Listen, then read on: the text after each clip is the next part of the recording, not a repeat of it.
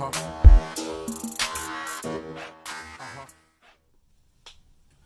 so we're here with another instalment. I'm actually here with Holidead. This is a ridiculous privilege.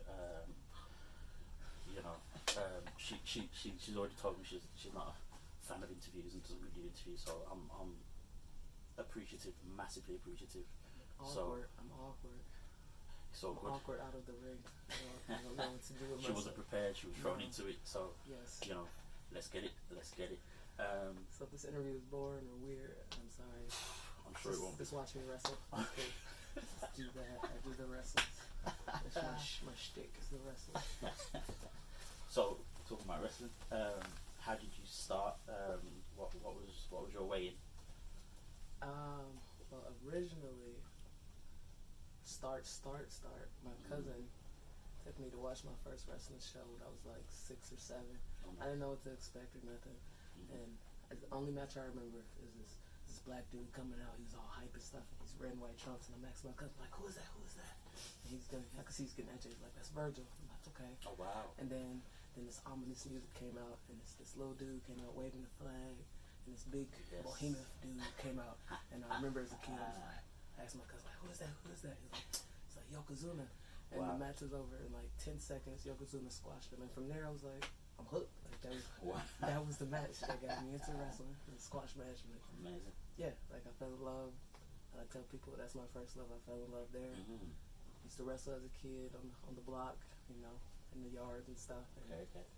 it was just always something like that I loved growing up. And then eventually I became an adult, and I'm like, all right, I can't do that. I do the real job, whatever. Then like I always found my way back to it, and then like the older I got, I was like, all right, maybe I'm too old to wrestle. Maybe I could do commentary or something. And then I went to check out the school, and they were like, you're not too old. And like, you tall, you got a good build or whatever. And I took like my first couple of roles, and that was it. Wow. And then kept going from there. So where were you from? Where have you? I originally trained in a place in Southern California under my head trainer, David Gangrel Heath. Oh, nice. Nice. That's where I got my start. So I'm at my wrestling pops. yes. Banging 24/7. So how long after you started training to your debut? When was your debut? I always have a tough time answering this question because I did student shows primarily where I was at. But I always say I trained from 2013, 2015, and 2015 that was the time like when I left my school, and the timing just happened. Like when I left, I got the opportunity to go to Japan for the first time, so it was just like stuff just kind of happened right away. Yeah, of course. I don't know if I probably wasn't mentally ready for it, but it was just like, we're doing this, let's go. So I trained for 2 years, and I say 2015 was my debut. People ask. Nice. So from 2015 to we're now in 2019, you mentioned wrestling in Japan. How long were you there, and how much has that kind of molded your wrestling style or your whole philosophy of wrestling? In 2015 I was there for 2 months, and then I went back the next year in 2016 for 2 months. It was different just compared to like the States. The fans are very different. Like their fans are kind of like students at a game. They're very quiet, and they kind of study. So you're like, I don't know if they like me or not, but then like they get hype when it's time, but then other than that, it's like, hold. Okay. It's of course, very different. It weirds you out a little bit because like, I don't know if they messing with me or not, but they'll show you appreciation. I wouldn't necessarily say it changed my style. Like, at the time I went, like I was fresh out of my school, so for me, I was still trying to figure out who I was, and it was like, do I need to change my style? Like, I didn't realize at the time, like, they brought me to be me.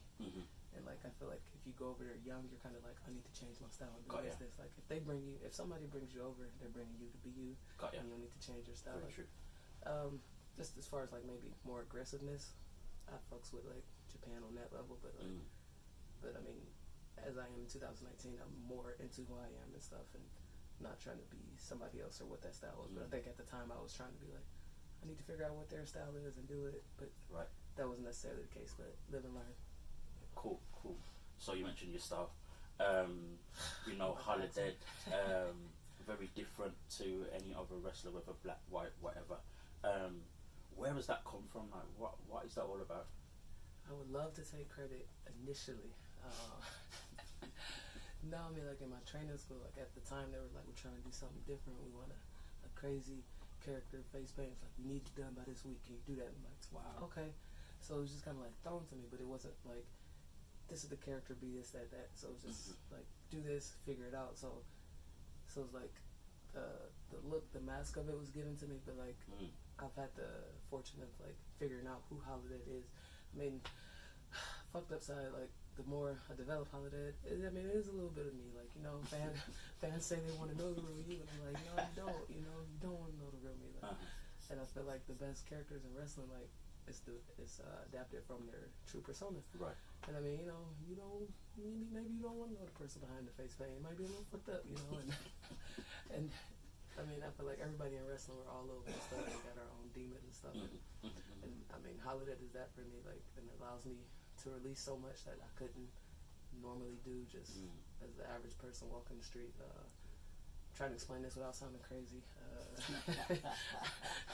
I mean, no, that she is a part of me. That's an extension of me, and that, I mean, wrestling is therapeutic as fuck for me. And it's a major like release. Being in the ring, like, I love that so much, and just like I get to release so much and do so much and let so much out that within that 15 minutes, within the rest of my life, I'm just like, all right, here I go, being stuck with everything else now. I'm ready to wrestle and let this shit out or whatever. So I don't remember what the question was, if I answered it or not. You know.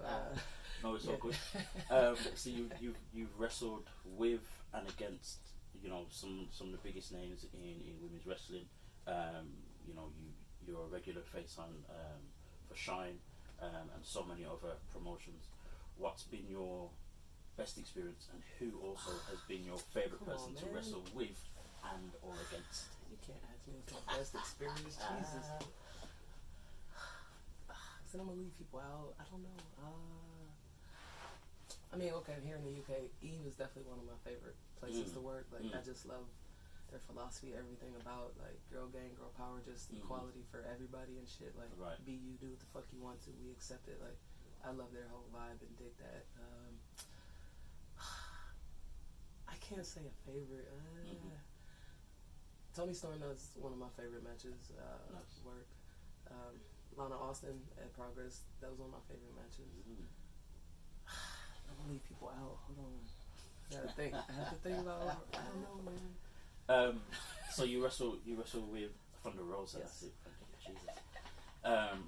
Yeah, wrestling with Thunder Rosa. Like, how's that friendship, partnership, and all that? That's great. That's my best friend. That's family. That's my sister for real. Like, we met through wrestling.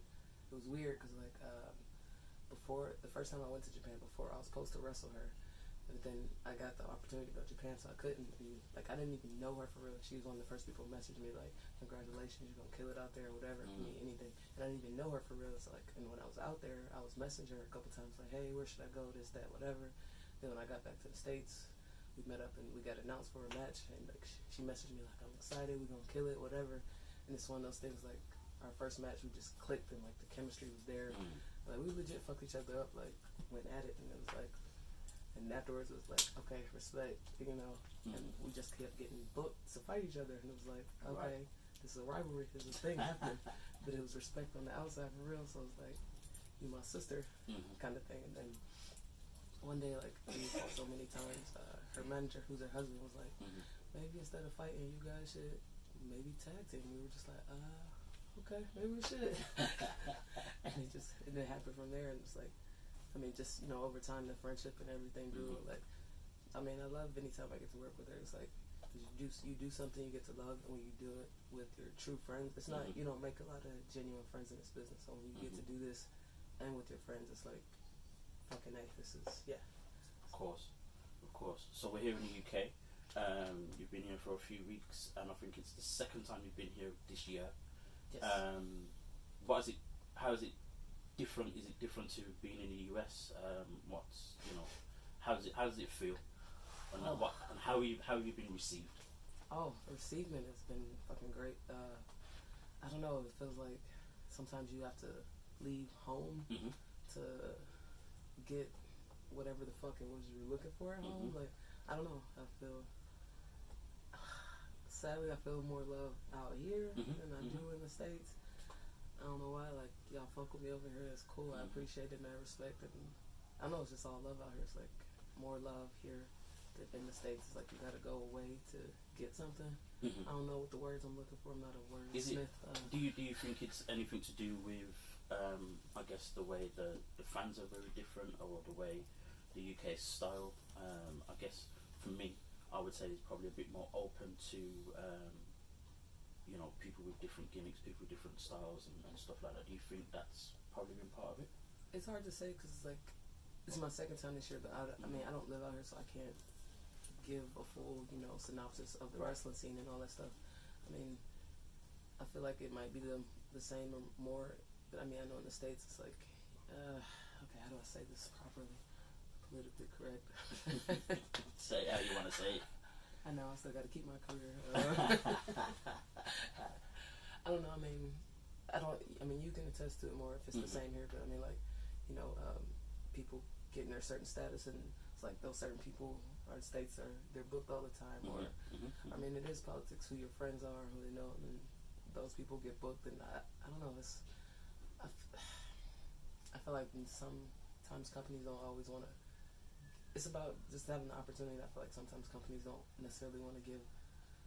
The opportunity is not always there for like someone else or a newer person or someone they're not used to, and it's like I know like me and a lot of other people that decided like let me go take a chance in the UK for myself. It's just like being the opportunity, and like these companies giving us the opportunity, the platform. Like, hey, we think you're a good worker. Come show us what you got. And like you said, it's just being open to good wrestlers, good performers, and people see that and they're like, okay, we fuck with it. And I mean, I feel like if more opportunities were available in the States, or just given to different people, people would shine too. Like there's so much talent out there, but it's just like if you're not given that position, you can't really show what you can do. Right. So you're talking about opportunities and people being different. You know, you're black, you're a female. And then even with the character that you have, you know, whether you know people may find it hard to get it or don't know how to work it into what they're used to or whatever else. How important for you is it to still try and keep all of that without, you know, trying to appease just so you can get more bookings and more opportunities? I mean, I always keep that. I mean, growing up, I've always known, you know, I'm a double minority. Like, things are always going to be 2-3 times as hard for me. That's just something I was brought up on.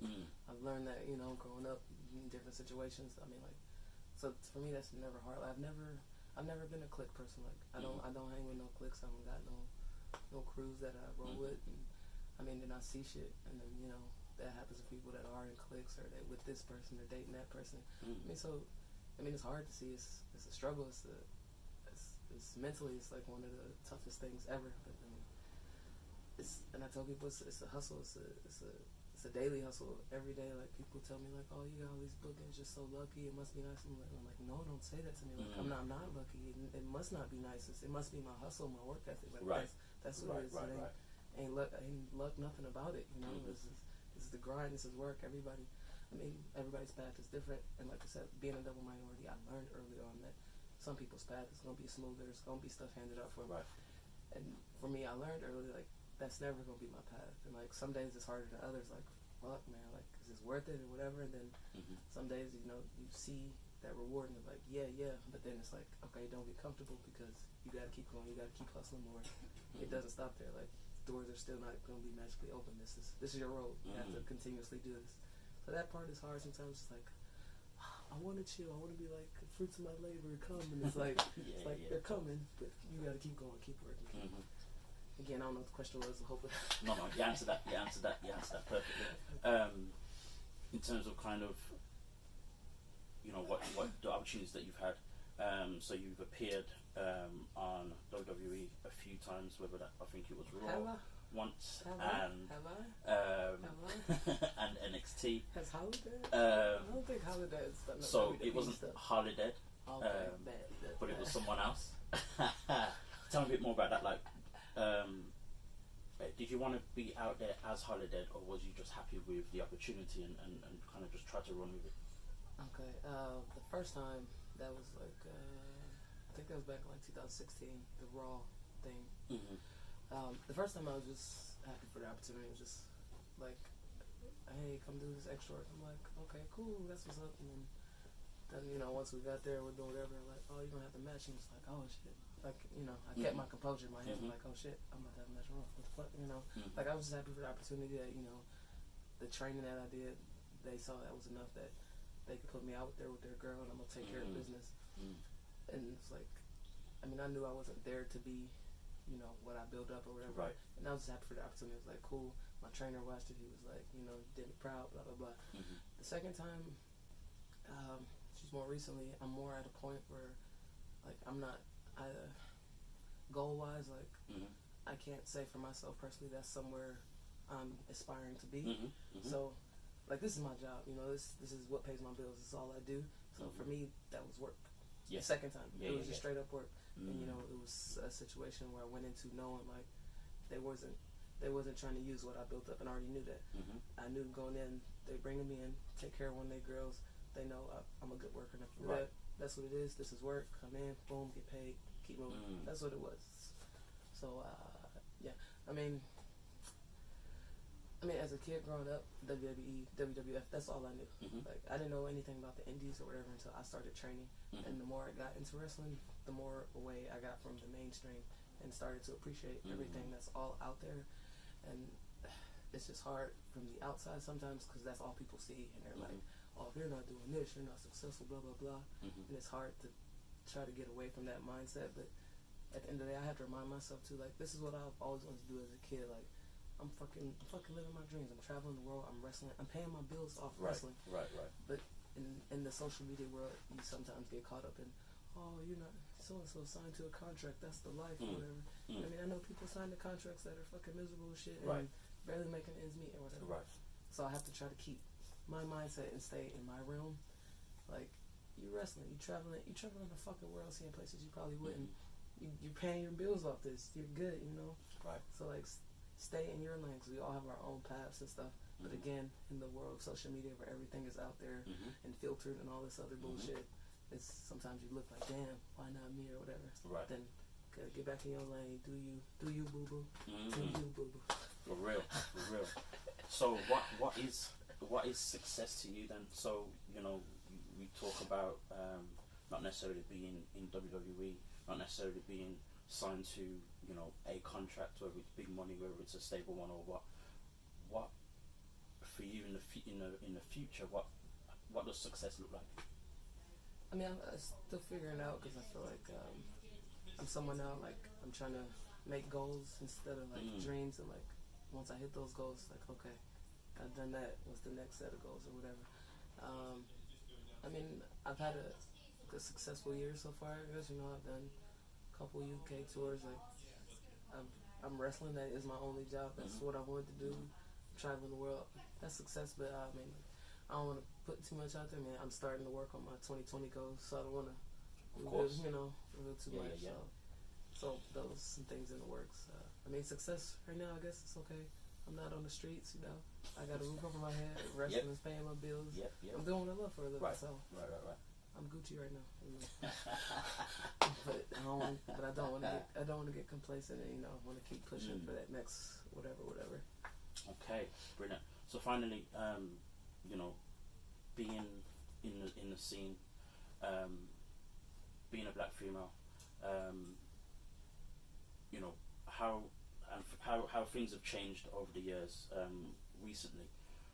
Do you see still any stumbling blocks or any good things that are coming through in this year that you think we can look forward to a bit more? Are you talking about like for like black females as a whole? In general, or? Yeah. Yes and no. I feel like definitely a lot of black females are getting more looks, whatever, in the U.S., but there's still a whole lot of us that aren't. And so, I don't know, like, and I feel like a whole bunch of us, like, semi-migrated over to the UK. I don't know, it's we are more, for whatever reason, some of us are more accepted over here. We get treated better over here. So, like, there's a lot of people that are getting shine and looks in the States, but there's a whole lot of people that are not and that deserve it. And there's some people in positions that necessarily don't deserve where they're at, but deserve ain't got nothing to do with it, you know. Right. So yeah, here we are. Cool. On that note, I hope I keep getting booked. where can we find you on your social medias and stuff like that? So Facebook, I have a fan page, personal page. Don't do it. Facebook fan page Holidead, HOLIDEAD. Same for my Twitter, Instagram. If you want some of me, my Instagram is Holidead and I, just like it says, Holidead, the word and I, me and Holidead. Boom. YouTube Holidead. Okay. Yeah. Follow me, add me, like me, all that stuff. Watch me do the wrestles. Cheers, support, buy my merch. Appreciate you. Yes. One love. Once again, guys, it's your boy Air Dazzle. I'm here with Holidead. Thank you for tuning in. Keep watching, keep following Black Wrestling Alliance on Instagram, also on Facebook and on Twitter, but I'm not as vocal on those two. You gotta do it, man. But Instagram is the way. Sure. So yeah, guys, thanks for tuning in. Thank you very, very much. No problem.